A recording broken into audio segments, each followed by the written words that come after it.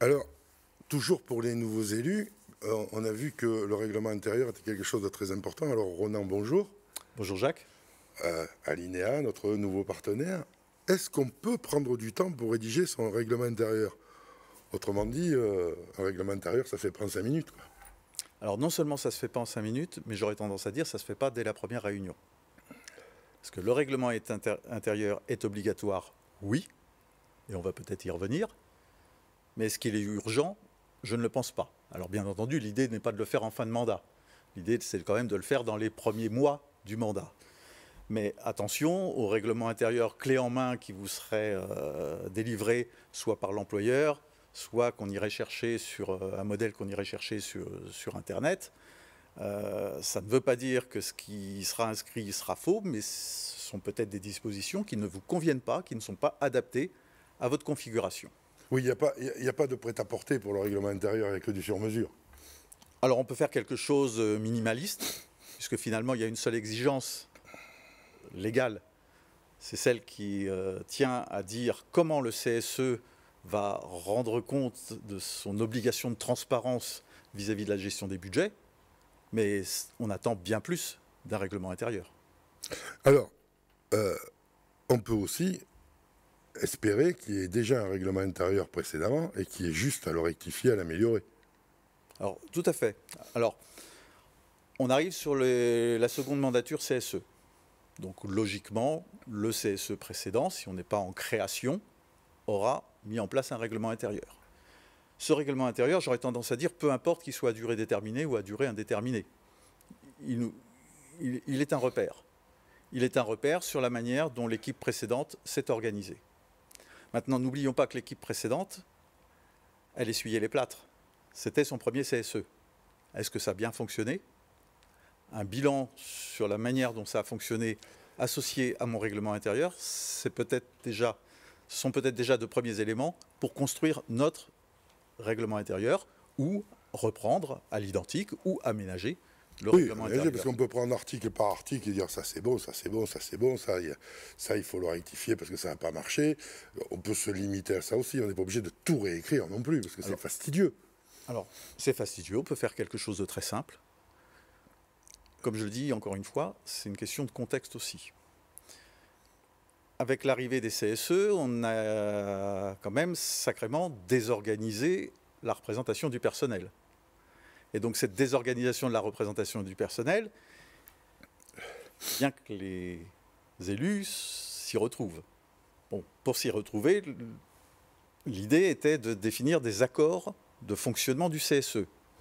Ce qu'on a vu sur les premiers mandats, alors quand je parle des premiers mandats, ce sont les années 2018-2019, hein, pour être clair, très peu d'employeurs ont accepté de s'engager sur la voie d'un accord CSE.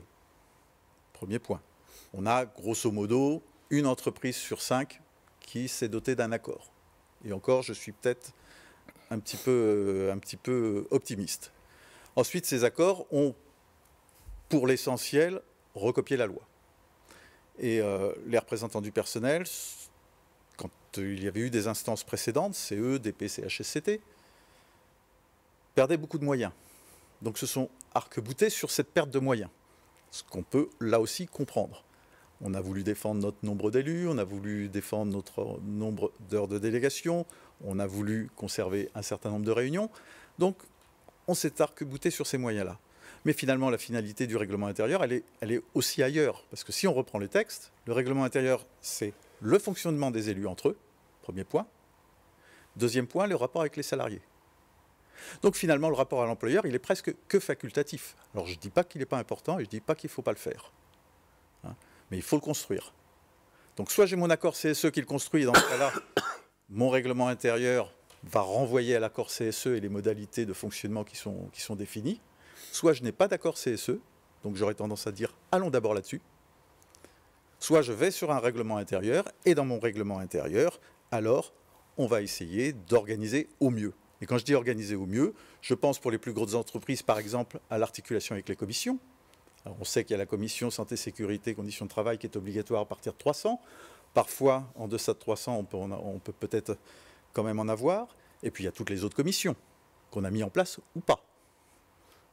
Et cette articulation, dans la mesure où, par exemple, sur ma CSCT, je n'ai pas de secrétaire, je n'ai pas de PV, est-ce qu'on prévoit un rapporteur? Est-ce qu'on prévoit des comptes rendus? Ou est-ce qu'on laisse totalement la main à l'employeur, puisque l'employeur préside la commission?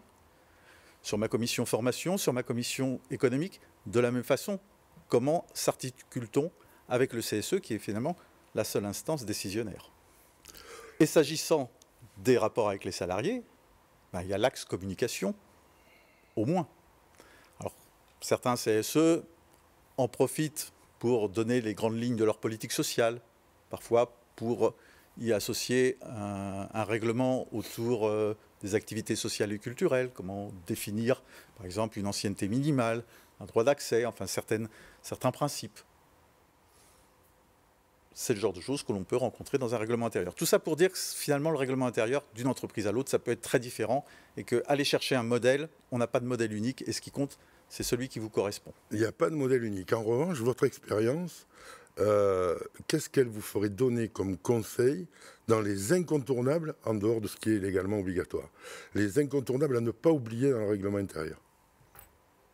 Alors, en termes de fonctionnement interne, comment la démocratie entre les élus va fonctionner?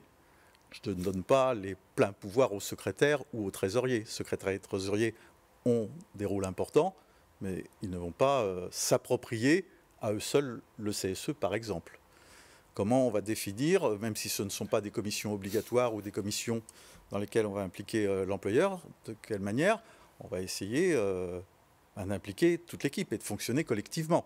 Je pense notamment aux élus suppléants qui n'ont pas d'ordre de délégation, mais on a la mutualisation, par exemple, des ordres de délégation qui peut être un petit peu orientée. Les ordres de délégation sont un droit individuel de l'élu titulaire, mais on peut inciter à un meilleur partage. Oui, c'est ça, à en faire un droit collectif. Donc pour vous, ça, c'est un incontournable. Est-ce que vous en avez un ou deux autres d'incontournables à prévoir dans un règlement intérieur parce que vous avez vu qu'à un endroit ou l'autre, réellement ça manquait, ou le fait que ça a été ajouté a amené un plus? Alors dans la relation avec l'employeur, mais on ne pourra pas imposer à l'employeur des obligations que la loi ne lui fixe pas.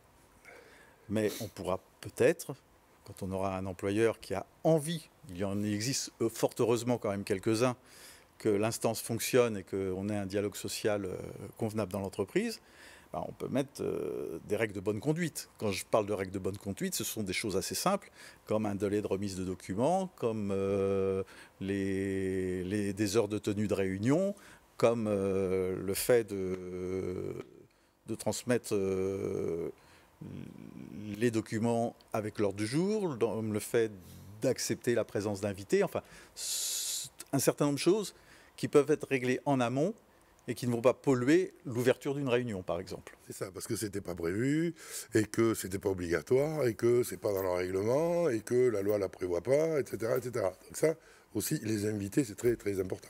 Tout à fait. Alors, je voulais faire la différence, enfin j'essayais de faire la différence justement entre le règlement intérieur du CSE, qui est donc réglé par les élus, règlement auquel l'employeur va participer ou non, au sens où sa signature finalement n'est pas obligatoire si on ne met rien de particulier à sa charge, et un accord collectif, quand je parle d'accord CSE, où là on aura un accord entre des organisations syndicales et un employeur. Et on fera un accord. Donc on n'est pas sur le même... non, c'est pas un accord, c'est un règlement. Voilà, c'est un règlement. Donc on est sur quelque chose de bien différent. Mais effectivement, pour revenir à la notion d'invité, par exemple, ce sont des choses que l'on peut tout à fait prévoir dans le règlement, alors que la loi ne nous dit rien de particulier sur l'invité. Et vous aurez certainement l'occasion d'avoir des intervenants extérieurs à une réunion, ne serait-ce qu'un expert, en dehors des experts obligatoires, mais quelqu'un qui vient témoigner, ou qui vient donner un conseil, ou qui vient expliquer quelque chose, vous aurez peut-être besoin d'en avoir dans une réunion. Oui, alors, c'est important de le cadrer. L'expert, quel que soit le type d'expert, dès lors qu'il a été désigné par le CSE, sera de droit à la réunion lorsqu'il présentera ses travaux.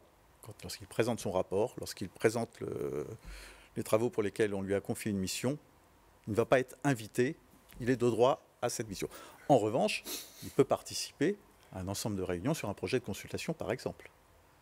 On peut aussi souhaiter inviter un salarié de l'entreprise qui va connaître plus particulièrement un service et qui va venir peut-être témoigner d'une difficulté ou au contraire d'une idée que... Oui, une machine qui marche mal et expliquer en quoi elle marche mal parce qu'il n'y a pas un élu dans ce CSE qui l'utilise au quotidien. Lui, il a expliqué ce qui ne marche pas pour expliquer qu'il faut faire des investissements pour la changer, pour la réparer, pour faire quelque chose, par exemple. Tout à fait. Ça fait partie des invités. Tout à fait. Je peux aussi avoir un projet de l'employeur qui souhaite réviser la politique commerciale et donc la politique de rémunération des commerciaux. Variable. Par exemple, et sur des critères. Et il se trouve que les membres du CSE sont soit des personnes du siège, soit des personnes de la production, et on n'a aucun commercial autour de la table. Inviter à ce moment-là quelqu'un pour pouvoir participer à la présentation et nous donner le point de vue, c'est pas mal, je pense. Alors, le règlement intérieur est obligatoire, ça c'est le premier point. Deuxième point, c'est pas parce qu'il est obligatoire qu'il faut aller chercher un type sur Internet et faire n'importe quoi. Il faut l'adapter à son entreprise, parce que ça c'est très important. Et surtout, passer du temps à l'améliorer sans cesse, parce que c'est celui qui va vous permettre d'avoir un fonctionnement du CSE, des relations avec les salariés et aussi avec l'employeur, on l'a vu dans certains cas, qui va vous permettre d'avoir un peu plus de sérénité et quelque chose sur quoi vous appuyez pour votre travail au quotidien. Donc, entre ça et la BDESE, normalement, on commence à être bien garni. Oui, alors je disais sans précipitation, ce qui ne veut pas dire non plus trop tard, parce qu'on a quand même besoin de s'organiser, donc il faudra quand même régler un certain nombre de points sur nos modalités de fonctionnement entre élus. Merci beaucoup Ronan. Merci Jacques. Et puis à très bientôt, donc les mardis et les jeudis avec nos nouveaux partenaires. Merci, à bientôt. À bientôt.